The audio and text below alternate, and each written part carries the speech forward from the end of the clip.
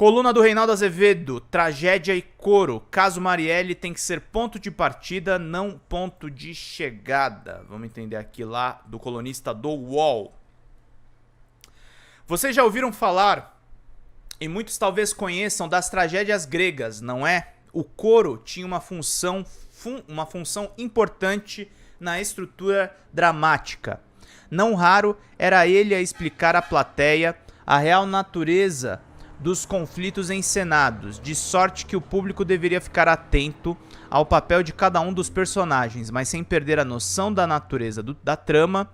Havia mais do que a exposição e o confronto de virtudes e vícios privados. O drama expressava conflitos que estavam na sociedade. Analistas e comentadores da vida pública devem, penso, muitas vezes atuar como coro. Vamos ver. 6 anos depois, o mistério sobre quem mandou matar a vereadora Marielle Franco, operação que vitimou também seu motorista Anderson Gomes, parece desfeito, com a consequente decretação das respectivas prisões preventivas do deputado federal Chiquinho Brazão, do União Brasil do Rio, de Domingos Brazão e de seu irmão e conselheiro do TCE, o Tribunal de Contas do Estado do Rio de Janeiro, e do delegado Rivaldo Barbosa, ex-chefe da Polícia Civil do Estado. Parece desfecho de novela. Depois do triunfo momentâneo do mal, os maus são punidos, ou ainda uma passagem do filme Tropa de Elite 2, do José Padilha. Quem deveria combater o mal feito é o verdadeiro chefe da organização criminosa. Podemos estar perto de um ponto final para elucidar um caso no que respeita à infiltração do crime organizado do Rio e, de modo mais amplo, o Estado brasileiro. Torçamos para que seja só o começo. O assassinato de Marielle representa bem mais do que a eliminação de uma adversária por um grupo político rival. Revela muito sobre o Brasil, tá, gente? Revela muito sobre o que o Brasil se tornou na mão dessas milícias.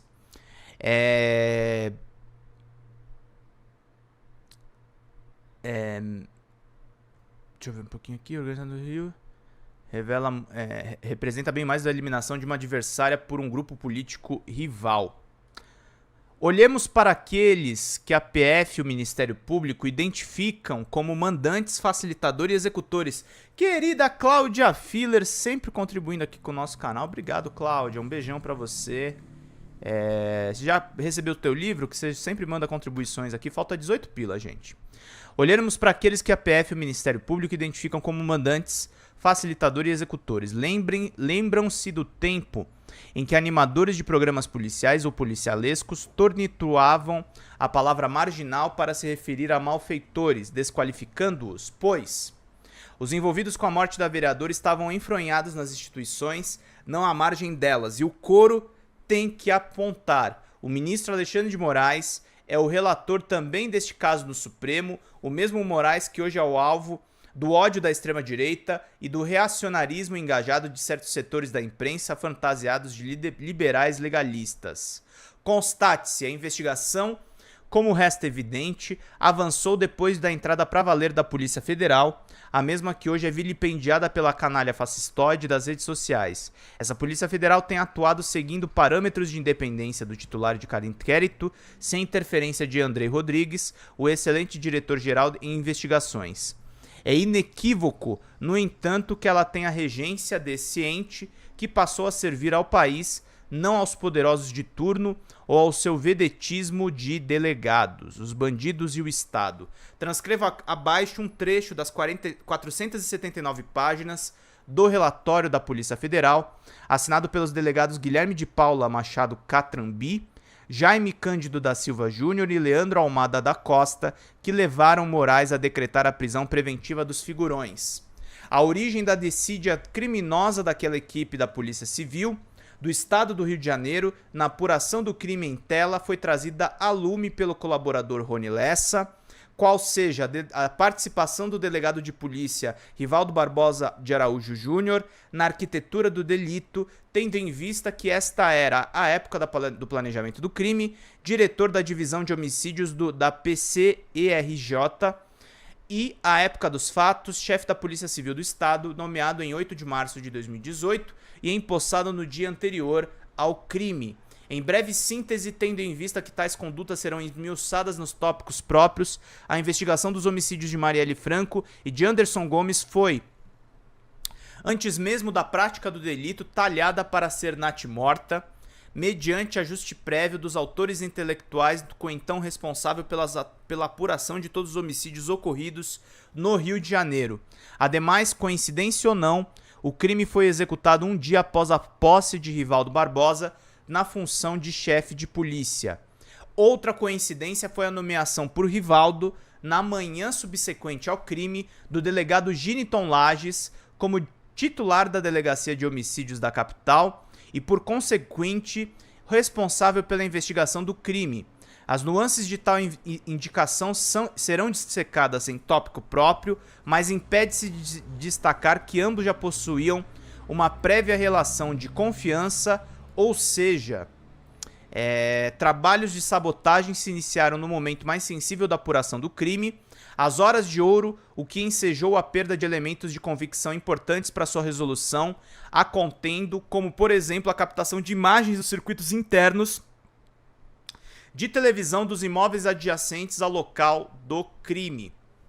Ademais, todo esse cenário tem como pano de fundo a presença do promotor de justiça Homero Neves Freitas Filho, então promotor natural para atuar no caso, em tela, titular da 23ª Promotoria de Justiça de Investigação Penal, cujas condutas omissivas em relação aos desmandos perpetrados pela Delegacia de Homicídios durante a gestão de Rivaldo Barbosa foram escancaradas na sentença, exarada pelo excelentíssimo juiz de direito Bruno Monteiro Rulieri, nos autos da ação penal, número que está na tela, folhas que estão na tela também, no qual será dissecada em tópico próprio. Além disso, é vista em linhas recuadas a conduta omissiva de Homero, enquanto membro do Ministério Público do Rio de Janeiro não é novidade, sobretudo por ele ter sido uma das engrenagens responsáveis pela condenação do Brasil junto à Corte Interamericana de Direitos Humanos, no caso da favela Nova Brasília. Não é à toa, a investigação do fato foi somente chamada à ordem e começou a progredir com a saída de Homero e a assunção dos trabalhos pelo GAECO do Ministério Público do Rio de Janeiro. Estado infiltrado e milícias. O que vai acima é de gravidade extrema. Os matadores Rony Lessa e Elcio Queiroz eram egressos da PM do Rio. Os mandantes, segundo conclusões da Polícia Federal e do Ministério Público Federal, são um deputado federal e um membro do Tribunal de Contas do Estado. O então chefe da Polícia Civil, que deveria coordenar o trabalho de investigação, era ele próprio uma espécie de cérebro da operação. E como aponta a Polícia Federal, um membro do Ministério Público do Rio foi diligentemente omissivo no concurso para a impunidade. Deixa eu lembrar aqui pra vocês o quanto tá faltando de superchat, gente. Muito obrigado pela presença de todo mundo. Cláudia Filler, Marli, todo mundo que está nos ajudando, meus queridos e minhas queridas. Sejam membros do canal, que também é muito importante pra gente fazer bem o nosso trabalho. Vamos pingar, companheirada. R$1 aí a gente bate a meta na maior tranquilidade. Na função de coro da tragédia, diz o Reinaldo Azevedo, é preciso avançar. Marielle não foi morta porque os mandantes tivessem qualquer desavença pessoal privada com ela. O palco, que não é local da execução, é um pedaço da zona oeste do Rio dominado pela milícia que explora o milionário mercado imobiliário ilegal. Essa questão é de interesse público, escreve a Polícia Federal. Conforme já mencionado anteriormente, a CPI das milícias na Assembleia Legislativa do Rio de Janeiro, a ALERJ, capitaneada por Marcelo Freixo, revelou a perigosa relação entre o crime organizado e a política carioca, identificando vereadores e deputados estaduais que lideravam grupos paramilitares desta natureza, bem como outros mantenedores de ligações suspeitas com esses grupos criminosos a fim de assegurar os seus currais eleitorais. As interações da família Brazão com tais grupos ressaem nas comunidades de Rio das Pedras, berço da milícia do Rio de Janeiro, e se alastram para outras localidades situadas na região de Jacarepaguá, Zona Oeste, notadamente Oswaldo Cruz, ante a presença de Edmilson Macalé na localidade, como anteriormente visto. Destarte, trazer à luz tais relações promíscuas, gerou a esperada revolta dos agentes públicos indiciados ou mencionados no relatório final da CPI, que não foi diferente com os irmãos Brazão. Então é preciso que se joguem luzes na trajetória da família Brazão, que está assim sintetizada desde a época da CPI das milícias, tá, gente? É bem interessante. A vida política da família Brazão começou na década de 90 com a eleição de Domingos Brazão para vereador do município do Rio de Janeiro e logo em seguida para deputado estadual. Inicia-se uma trajetória permeada por polêmicas que perduram até os dias atuais, sendo envolvimento no caso Marielle Franco apenas o capítulo mais recente e gravoso desta história. Antes de entrar na política, Domingos Brazão se dedicava à exploração de ferros velhos, de onde surgiram as primeiras acusações de que estaria envolvido com receptação e revenda de peças roubadas. Em seguida, passou a empreender com postos de gasolina, vindo à tona as denúncias de que estaria envolvido com organizações criminosas dedicadas à adulteração de combustíveis. O líder do grupo, preso em operação desta Polícia Federal, era lotado em seu gabinete na Alerj. Nesse histórico ainda, episódios de ameaças direcionadas à sua adversária política Cidinha Campos, do PDT. A cassação do seu mandato pelo TRE do Rio em 2010 por abuso de poder econômico e desvio de materiais de hospitais públicos para seus centros sociais, sua prisão e a de quase todos os demais conselheiros do TSE do Rio de Janeiro, na ocasião da deflagração da Operação Quinho do Ouro pela Polícia Federal em 2017 e em cumprimento de decisão com o Superior Tribunal de Justiça e seu elo com os milicianos presos pela Operação Intocáveis, deflagrada pelo GAECO do Ministério Público do Rio de Janeiro, que investigou a milícia que atuava nas comunidades de Rio das Pedras e Muzema.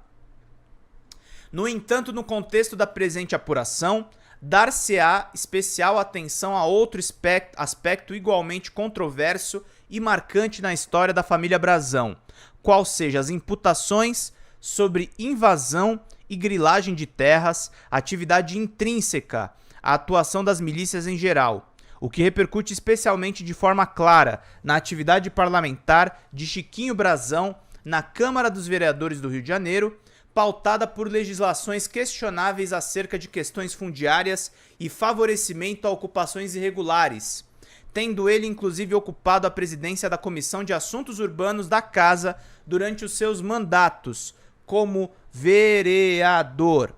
Destarte, tal cenário se aproxima do teor das declarações de Rony Lessa acerca da motivação, a vinculação à colisão entre os interesses dos Brazão e a atuação do parlamentar da então vereadora Marielle Franco em relação às invasões e implementação à revelia da legislação afeta a matéria de loteamentos irregulares ligados à milícia em face da defesa do direito de moradia. Nessa esteira, destaca-se que o próprio pagamento dos executores seria por meio de lotes oriundos, deram terra, de grilagem e permissão para a exploração da atividade de milícia no local, de modo que adiante serão pormenorizados os fatos e eventos relevantes acerca do tema. Vamos lá, galera, superchats, contribuições, vamos fechar bem a live aqui, pô. Live importante, dia histórico. Superchats, sejam membros do canal. Vamos lá, gente, pra gente fechar numa boa, pinguem superchats. Quase 50 pessoas aqui nos assistindo. Roteiro dos desatinos. O que se tem acima é o roteiro de boa parte dos desatinos que quase levaram o país ao abismo, diz o Reinaldo Azevedo. E o que se note, só se chegou ao que tudo indica o relatório, e o relatório da PF é impressionante, a origem da tramóia criminosa, porque apesar de tudo, os defensores dos direitos humanos não desistiram. Os miasmas da delinquência se espalharam com força na política brasileira nos dias que se seguiram à morte de Marielle Franco. Se ela inspirou a luta contra a impunidade, também virou uma espécie de fetiche do ódio da extrema-direita, o que ainda não passou. No dia 13 deste mês, o deputado federal Éder Mauro, do PL, por exemplo, sob o pretexto de defender as mulheres vítimas do Hamas, acusou as feministas de se omitir sobre o assunto e emendou: mas se fosse Marielle Franco, tenham certeza que elas estariam até hoje defendendo, e berrou: Marielle acabou. Sim, teria acabado no sentido de talvez preterido por esse rascunho de cópia do mito. E olhem que isso não é fácil. Se o ídolo tivesse vencido as eleições de 2022, só que se chega a uma resposta porque Lula ganhou a disputa. De sorte que se tem uma PF empenhada em combater o crime e não em promovê-lo. O coro tem que entrar outra vez. Temos, reitero, que prestar atenção nos detalhes, mas jamais perder de vista a real natureza dos conflitos em curso. Quando Marielle morreu, o general Braga Neto era o interventor federal na área de segurança do Rio. Foi ele a promover Rivaldo Barbosa à chefia da Polícia Civil, em ato assinado no dia 8 de março de 2018. O homem tomou posse no dia 13, uma terça-feira. Na quarta, a vereadora foi assassinada. Em contato com a imprensa, o vice da chapa de Bolsonaro disse que não tem nada com isso e que a escolha também foi feita pelo general Richard Fernandes Nunes, então secretário de Segurança Pública do Estado na intervenção do Rio. Ocorre que Braga Neto fora alertado pelo então subsecretário de Inteligência da Secretaria de Segurança, o delegado da PF, Fábio Galvão, sobre as possíveis ligações de Barbosa com as milícias. Em vão. 5 meses depois, Galvão foi demitido pelo general que hoje aparece no centro das articulações golpistas que tentaram, nesta ordem, sabotar a realização das eleições de 2022. Obrigado, Alisson, querido. Fechamos. Impedir a posse de Lula, o eleito. Derrubar o presidente já empossado. Galvão, que foi ignorado e depois demitido, é hoje coordenador geral do apoio operacional da diretoria executiva da Polícia Federal, caminhando para o encerramento. Com isso, Reinaldo, você quer o quê? Associar um dos protagonistas da tentativa de golpe ao assassinato de Marielle? Não quero nada. Não estou cuidando aqui, insisto, de imputações criminais. Importante isso, a gente não tá fazendo perseguição, tá, gente? Obrigado, querido Alisson. Obrigado você aí por nos acompanhar e nos prestigiar sempre. Eu sempre gosto que você vai lá e contribui com nós aqui. E quando não pode, você vai e faz os seus comentários importantíssimos e sugestões importantíssimas. Parece-me que depois de 6 anos, a investigação sobre a conspiração que resultou no assassinato de Marielle e de Anderson realmente avançou. A exemplo do coro das tragédias, chama atenção para o fato de que as mortes não acontecem no vácuo. As personagens todas representam forças sociais que estão em conflito e em confronto. Por isso, a solução do caso Marielle não pode ser um ponto de chegada, mas sim um ponto de partida para elucidar outros crimes. Excelente coluna. O Reinaldo tá cada vez melhor, gente. Esse negócio dele ter abandonado o antipetismo foi a melhor coisa que aconteceu para a vida do Reinaldo Azevedo. Tinha mais